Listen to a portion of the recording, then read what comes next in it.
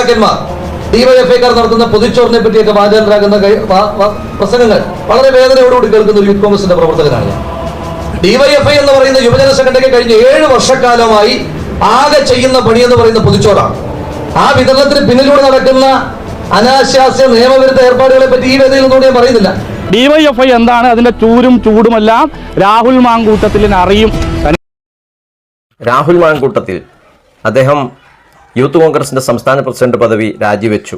MLA സ്ഥാനം ഇന്ന് തുലാസിലാണ്. രാജിവെക്കേണ്ടി വരുമോ, രാജിവെക്കണ്ടായോ തുടങ്ങിയിട്ടുള്ള ചർച്ചകൾ കോൺഗ്രസിനകത്തും പൊതുസമൂഹത്തിനകത്തും നടന്നുകൊണ്ടിരിക്കുകയാണ്. മാനവും മര്യാദയും അല്പം ഉളുപ്പുമുണ്ടെങ്കിൽ MLA പദവി കൂടി രാജിവെച്ച് പുറത്തു പോകേണ്ട തരത്തിലുള്ള വാർത്തകളും അതുപോലെ തന്നെ വെളിപ്പെടുത്തലുകളും മറ്റു വിശദാംശങ്ങളൊക്കെയാണ് പുറത്തു വന്നിട്ടുള്ളത്. കോൺഗ്രസ് പാർട്ടിക്കും രാഹുൽ മാങ്കൂട്ടത്തിനും ഉളുപ്പ് എന്ന് ലവലേശം അവശേഷിക്കുന്നുണ്ടെങ്കിൽ രാജിവെച്ച് പുറത്തു പോകേണ്ട സമയം ആണിത്.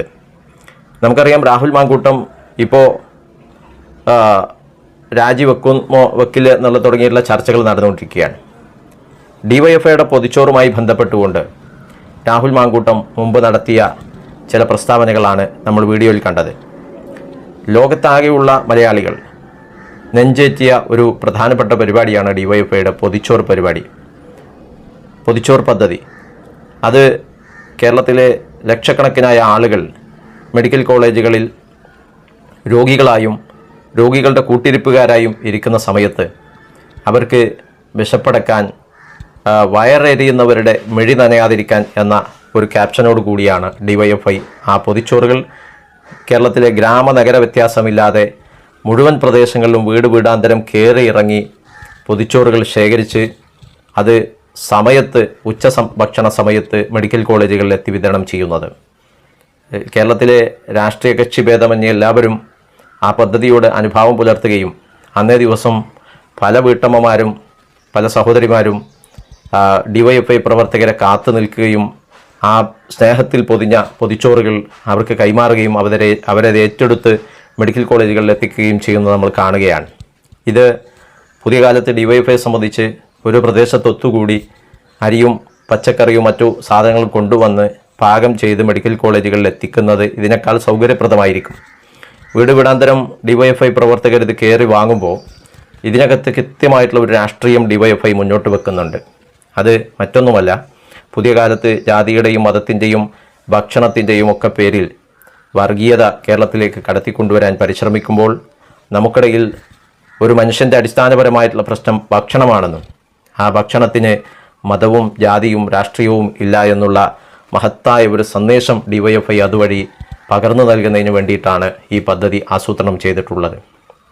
നമുക്കറിയാം, ഡിവൈഎഫ്ഐ പ്രവർത്തകരെ ഏറ്റുവാങ്ങി കൊണ്ടുപോകുമ്പോൾ തൻ്റെ വീട്ടിൽ പാകം ചെയ്ത് സ്നേഹം ചാലിച്ച് കൈമാറുന്ന ഈ പൊതിച്ചോറുകൾ ആരാണ് മെഡിക്കൽ കോളേജുകളിൽ കഴിക്കുക എന്ന് ഈ പൊതി കൊടുത്തയക്കുന്ന ആൾക്കറിയില്ല. മറിച്ച് മെഡിക്കൽ കോളേജുകളിൽ രോഗിയുടെ കൂട്ടിരിപ്പുകാരനോ ആയി അവിടെ കഴിയുന്ന ആളെ സംബന്ധിച്ച് ഇത് വാങ്ങി കഴിക്കുമ്പോൾ ഇത് ഏതു മതത്തിൽപ്പെട്ട ഏതു ജാതിയിൽപ്പെട്ട ആരാണിത് പൊതിഞ്ഞു കൊടുത്തത് എന്നറിയില്ല. പക്ഷേ മനുഷ്യ സ്നേഹത്തിൻ്റെ മഹത്തായ ഒരു സന്ദേശം ഉൾക്കൊള്ളുന്ന പൊതിച്ചോറായിട്ടാണ് അതിനെ നമ്മൾ കണക്കാക്കുന്നത്. ആ പൊതിച്ചോറിനെ പോലും ഒരു പൊതുയോഗ വേദിയിൽ വന്നുകൊണ്ട് അതിൻ്റെ പിന്നിൽ അനാശാസ്യ പ്രവർത്തനം നടക്കുന്നു എന്ന രീതിയിൽ പ്രചരിപ്പിക്കണമെങ്കിൽ അപാരമായ തൊലിക്കട്ടിയും അസാമാന്യമായ നിലപാടില്ലായ്മയും നെറുകേടിൻ്റെയും കൂടി പര്യായമായി മാറണം. അതെല്ലാം മാറി കേരളത്തെ പരിചയപ്പെടുത്തിയ ആളാണ് ശ്രീ രാഹുൽ മാങ്കൂട്ടത്തിൽ.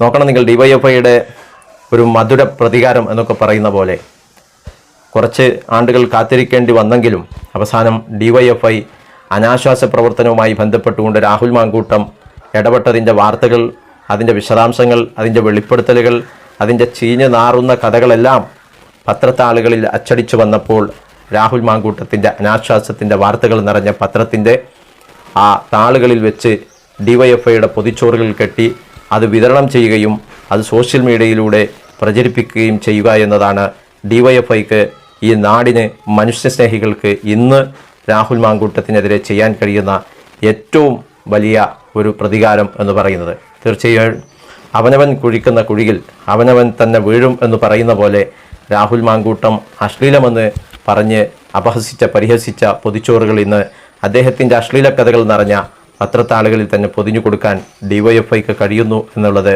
മനുഷ്യ സ്നേഹത്തിൻ്റെയും മാനവികതയുടെയും ഒക്കെ മഹത്തായ സന്ദേശം ഉൾക്കൊണ്ട പദ്ധതികളെ ആരെങ്കിലും കൊച്ചാക്കി കാണിക്കുകയോ ആരെങ്കിലും ചെറുതായി കാണിക്കുകയോ അവഹേളിക്കുകയോ അപമാനിക്കുകയോ ചെയ്താൽ ഇതായിരിക്കും വിധി എന്നാണ് ഇതിലൂടെ വ്യക്തമാകുന്നത്.